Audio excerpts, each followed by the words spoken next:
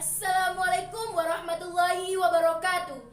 Salam pergerakan, hidup mahasiswa, hidup perempuan Indonesia. Perkenalkan, nama saya Wildani Fitriana, jurusan Hukum Tata Negara, Rayon Syariah.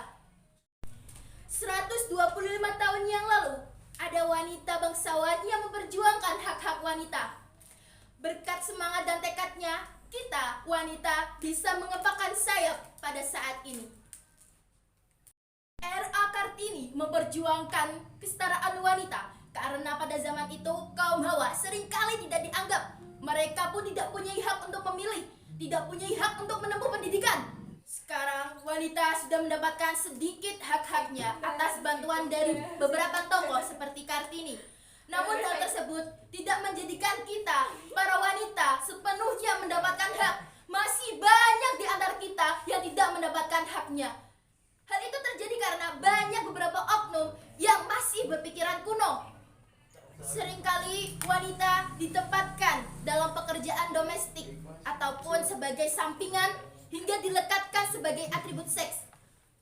Berbanding terbalik dengan laki-laki yang dipersepsikan sebagai sosok yang tepat bekerja di ranah publik, sosok yang macho dan juga pas untuk berada di pos-pos penting.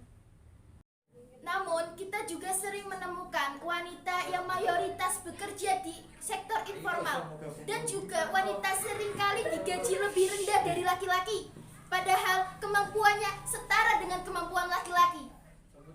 Persepsi ini berkembang pesat di ranah publik, turun-temurun dan membuat kesadaran bahwa antara laki-laki dan perempuan itu mempunyai derajat yang berbeda. Hal inilah yang menjadikan kami para wanita tidak bisa mengepakkan sayap. Antara laki-laki dan perempuan mempunyai hak yang sama.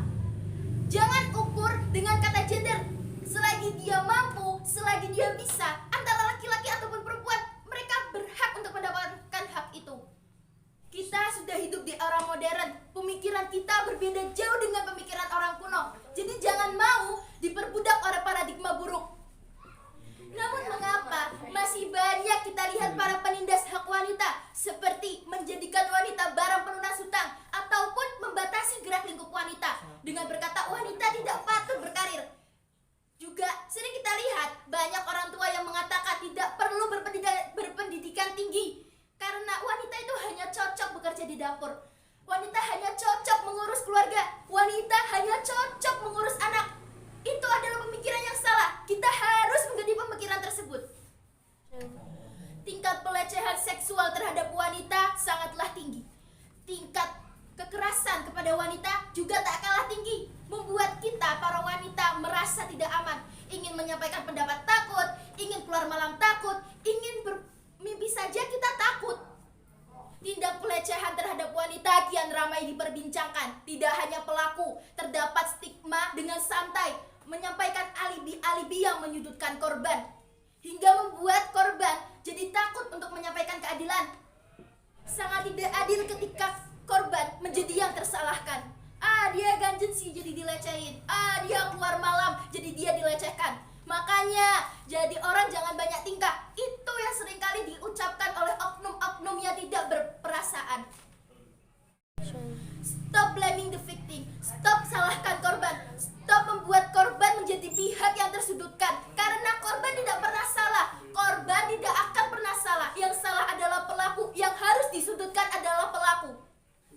Jangan juga dengan kejamnya membatasi langkah gerak kami. Karena kami sebagai wanita juga punya hak untuk melangkahkan kaki.